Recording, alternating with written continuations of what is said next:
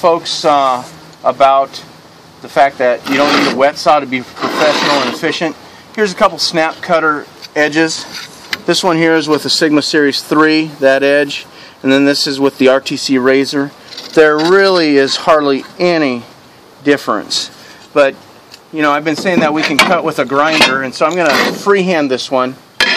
The key to making a good cut with a grinder is this piece of scrap board, and basically I just made a line. I'm going to follow it. Just going to use my little DeWalt grinder here, and we're just going to cut right through it.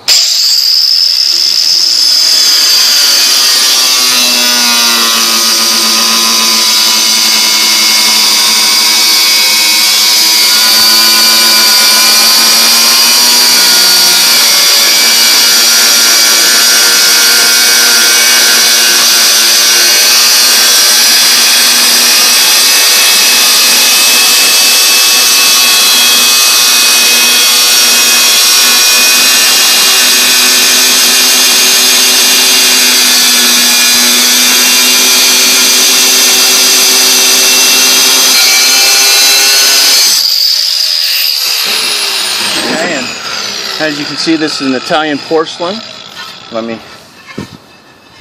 There's the edge. And you know, maybe a high-end rail saw might do a little better, but that's, as you saw, marking it out, freehanding it, allows me to cut just as well with it. The next cut I want to talk about is toilet cuts. And for the sake of this, what we're going to do is we're just going to pretend this is a toilet flange. And it's always a pain to get those aligned. The key to it, let's just say that we're getting laid out, and this tile happens to set right there in the flange. The way we do it, the way I do it, I set that tile on it, I take one of these just extender rings, I map it right above it. Then what I do is I take this and I mark the inside perfect. So we mark the inside perfect, take it up, bring it on out here, lay the rest of it out. Let's just say that this one is a brick set.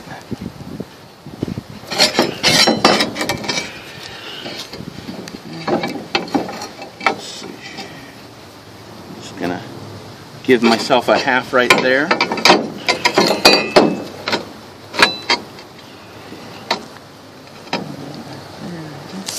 Then set this piece right back directly on it where it belongs. Then what I use a carpenter pencil and I just map it out.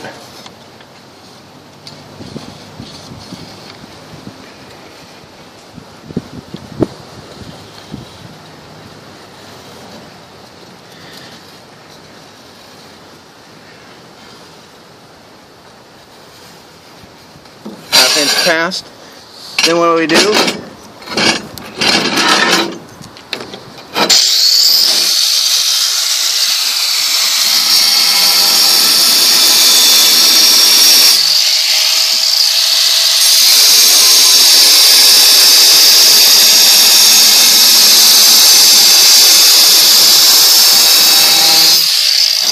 Make that first arc cut, and then what I try and do, I'll work the edges and then the middle.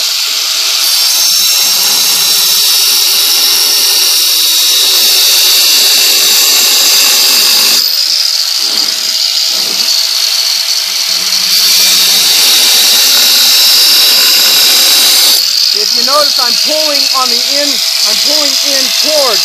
That's keeping the pressure off of this edge. If this edge were closer, which we'll do on another one, it becomes pretty important that you don't flake it out.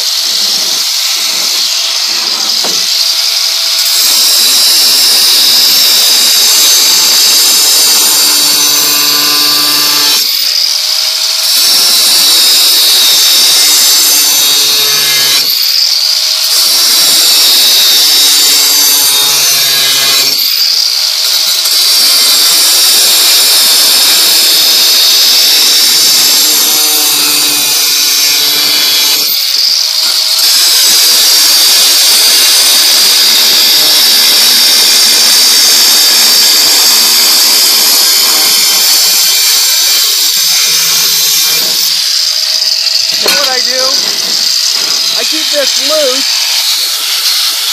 then I just come in here.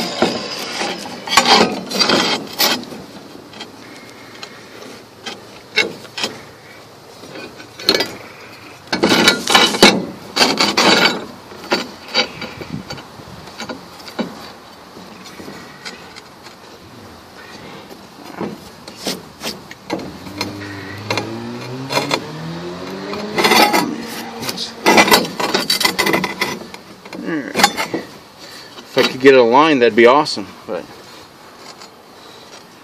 there you go. And then the final thing I want to do, sometimes we have a small piece of tile that's going somewhere and you need to have a grout joint and then an even smaller piece.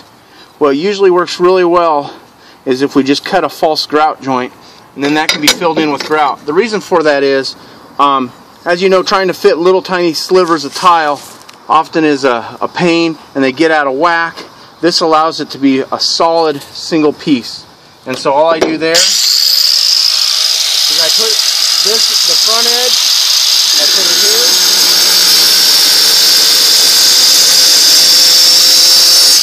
Now most of the time if I'm cutting I push. If I'm just going into it a little bit I pull.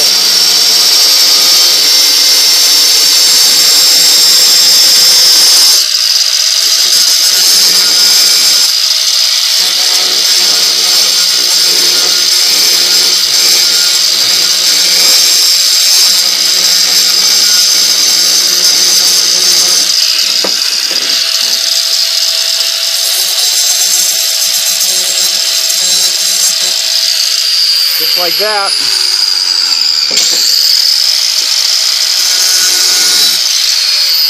The key to making this work really well is being able to adjust this. That way the stuff isn't all flying back in your face. You can keep it down. And also by cutting into this, you really keep the wheel cool. The wheels aren't anything special. They're just the skill saw wheels that I buy at Lowe's for under $9. Thank you very much.